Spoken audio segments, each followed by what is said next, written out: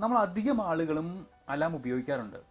മുൻകൂട്ടി ഷെഡ്യൂൾ ചെയ്ത് നമുക്ക് ഒരു 5 മണി അല്ലെങ്കിൽ 6 മണിയാണ് നമുക്ക് ഉണരേണ്ടത് എന്നുണ്ടെങ്കിൽ നമുക്ക് ആ സമയത്തേക്ക് നമ്മളൊരു അലാം ഷെഡ്യൂൾ ചെയ്ത് വെച്ച് ആ സമയത്ത് തന്നെ അടിക്കുന്ന രീതിയിൽ വയ്ക്കുന്ന അലാമുകൾ നമ്മൾ ഉപയോഗിക്കാറുണ്ട്. അതേപോലെയുള്ള അലാം പോലെയുള്ള അങ്ങനെ ഷെഡ്യൂൾ ചെയ്ത് വെക്കാൻ പറ്റുന്ന തരത്തിലുള്ള ആപ്ലിക്കേഷനുകൾ നമുക്ക് ഈ വാട്സപ്പും അല്ലെങ്കിൽ മെസ്സേജുകൾ, കോളുകൾ അങ്ങനെ എല്ലാം തന്നെ നമുക്ക് ഷെഡ്യൂൾ ചെയ്ത് വെച്ചാൽ എങ്ങനെയിരിക്കും? അത്തരത്തിൽ ഷെഡ്യൂൾ ചെയ്ത് വെച്ച് വാട്സപ്പ് മെസ്സേജുകളും മറ്റ് കോളുകളും SMS-കളെല്ലാം ചെയ്യാൻ പറ്റുന്ന ഒരു ആപ്ലിക്കേഷനെ കുറിച്ചാണ് ഈ വീഡിയോ പറയാൻ പോകുന്നത്. എൻ്റെ ഈ വീഡിയോ എൻ്റെ ഫേസ്ബുക്ക് പേജിലാണ് കാണുന്നതെങ്കിൽ പേജിലേക്ക് ചെയ്യുക, യൂട്യൂബിലാണ് കാണുന്നതെങ്കിൽ സബ്സ്ക്രൈബ് ചെയ്ത് ബെൽ ഐക്കൺ പ്രസ് ചെയ്യുക. ഞാൻ വിപിഷ്. അപ്പോൾ നമുക്ക് വീഡിയോയിലോട്ട് എടുക്കാം.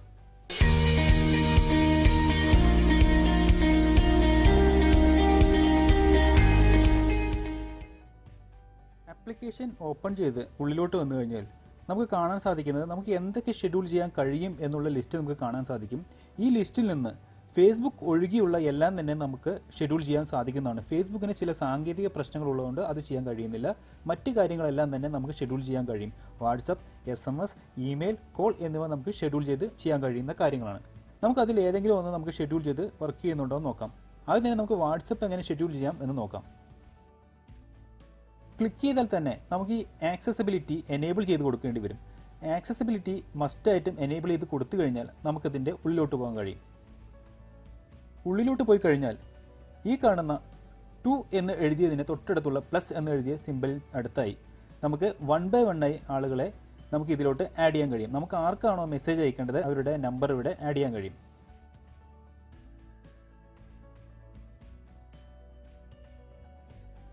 അതിനുശേഷം നമുക്ക് ഗ്രൂപ്പ് വഴിയാണ് ഒരു ഗ്രൂപ്പിലോട്ടാണ് മെസ്സേജ് അയക്കേണ്ടതെങ്കിൽ വലതുഭാഗത്തുള്ള ഗ്രൂപ്പ് എന്നുള്ള ഓപ്ഷനിൽ ക്ലിക്ക് ചെയ്യുക. ക്ലിക്ക് ചെയ്ത് കഴിഞ്ഞാൽ നമുക്കുള്ള മെസ്സേജ് ഇവിടെ ടൈപ്പ് ചെയ്യുക. അതിനുശേഷം നമുക്ക് ഇമേജ് അല്ലെങ്കിൽ വീഡിയോ അല്ലെങ്കിൽ ഓഡിയോ എന്തെങ്കിലും അപ്ലോഡ് ചെയ്യണമെങ്കിൽ ഈ വലതുഭാഗത്തുള്ള പച്ച നിറത്തിലുള്ള സിമ്പിളിൽ ക്ലിക്ക് ചെയ്താൽ നമുക്ക് അത്തരത്തിലുള്ള എല്ലാം തന്നെ അപ്ലോഡ് ചെയ്ത് ഇതിലൂടെ അയക്കാൻ കഴിയും. അപ്പോൾ നമുക്ക് ഏതെങ്കിലും ഒന്ന് ഇതിലോട്ട് ആഡ് ചെയ്ത് വിടാം. ഇത് ആഡ് ചെയ്ത് കഴിഞ്ഞാൽ അതിനുശേഷമാണ് ഷെഡ്യൂൾ ചെയ്യേണ്ട സ്ഥലം വരുന്നത്. നമുക്ക് ഈ താഴത്തുള്ള ഷെഡ്യൂൾ എന്നുള്ള ഓപ്ഷന് നേരെയുള്ള ഡേറ്റ് ആൻഡ് ടൈം ഇതെല്ലാം കൊടുത്തിട്ടുണ്ടാകും. നമുക്കപ്പോൾ ഏത് ദിവസത്തേക്ക് ഏത് സമയത്താണ് നമുക്ക് അയക്കേണ്ടത് എന്നുള്ളതെല്ലാം ഇവിടെയാണ് നമുക്ക് രേഖപ്പെടുത്തേണ്ടത്. നമുക്ക് ഇവിടെ നിന്ന് ഏത് ദിവസമാണ് നമുക്ക് അയക്കേണ്ടത്, ഏത് സമയമാണ് നമുക്ക് രേഖപ്പെടുത്തേണ്ടത് എന്നെല്ലാം കൃത്യമായി രേഖപ്പെടുത്തിയതിന് ശേഷം ഷെഡ്യൂളിന് ശേഷം വരുന്ന ഓപ്ഷനാണ് റിപ്പീറ്റ് എന്നുള്ളത്. റിപ്പീറ്റ് എന്നുള്ള ഓപ്ഷനിൽ വരുന്നത് നമുക്ക് നോ റിപ്പീറ്റ്, 1 മണിക്കൂറിന് ശേഷം അല്ലെങ്കിൽ 1 വീക്കിന് ശേഷം, 1 മാസത്തിന് ശേഷം, 1 വർഷം എന്നിങ്ങനെ പല തരത്തിലുള്ള ഓപ്ഷൻ കൊടുത്തിട്ടുണ്ടാകും. നമുക്കത് ഇടവിട്ട് കൊടുക്കണം. 1 മണിക്കൂറിന് നമുക്ക് ഈ മെസ്സേജ് പോകണോ, അതല്ലെങ്കിൽ വീക്കിലി പോകണോ, അല്ലെങ്കിൽ മന്ത്ലി പോകണോ, അല്ലെങ്കിൽ ഇയർലി പോകണോ എന്നിങ്ങനെയെല്ലാം നമുക്ക് ഇവിടെ സെറ്റ് ചെയ്യാൻ കഴിയും. നമുക്ക് അത് കഴിഞ്ഞ ശേഷം വരുന്ന ഓപ്ഷൻ എന്ന് പറയുന്നത് ഇമ്പോർട്ടൻ്റ് ആയിട്ടുള്ള ഓപ്ഷനാണ്.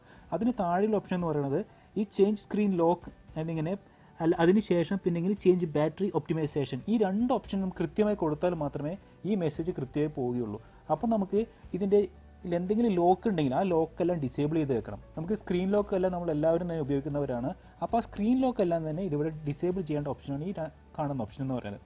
അതിനുശേഷമുള്ള ഓപ്ഷൻ എന്ന് പറയുന്നത് ചേഞ്ച് ബാറ്ററി ഒപ്റ്റിമൈസേഷൻ എന്നുള്ളതാണ്. അപ്പോൾ ചേഞ്ച് ബാറ്ററി ഒപ്റ്റിമൈസേഷനിൽ പോയിട്ട് നമ്മുടെ ഈ ആപ്ലിക്കേഷൻ സെലക്ട് ചെയ്തിട്ട് ഡു നോട്ട് ഒപ്റ്റിമൈസേഷൻ എന്നുള്ള ഓപ്ഷൻ ക്ലിക്ക് ചെയ്ത് കൊടുക്കുക. ഇത് കൊടുത്തു കഴിഞ്ഞാൽ നമ്മളുടെ വാട്സപ്പ് മെസ്സേജുകളുടെ ഷെഡ്യൂൾ ആയി കഴിഞ്ഞു. അപ്പോൾ നമ്മൾ കൊടുത്ത സമയത്ത് കൃത്യമായി ആ മെസ്സേജ് പോയിക്കൊള്ളും. ഓട്ടോമാറ്റിക്കായി തന്നെ ആ മെസ്സേജ് പോകും. മെസ്സേജ് പോയി കഴിഞ്ഞാൽ നമുക്ക് ഈ മെസ്സേജ് ഹാസ് ബീൻ സക്സസ്ഫുള്ളി എന്നുള്ള മെസ്സേജ് തിരിച്ച് നമുക്ക് കാണാൻ സാധിക്കും. എൻ്റെ ഈ വീഡിയോ ഇഷ്ടപ്പെട്ടാൽ മറ്റു കൂട്ടുകാർക്കും ഷെയർ ചെയ്ത് കൊടുക്കുക. അപ്പോൾ നമുക്ക് പുതിയൊരു അറിവുമായി പുതിയൊരു വീഡിയോയിലൂടെ കാണാം. അതുവരെയും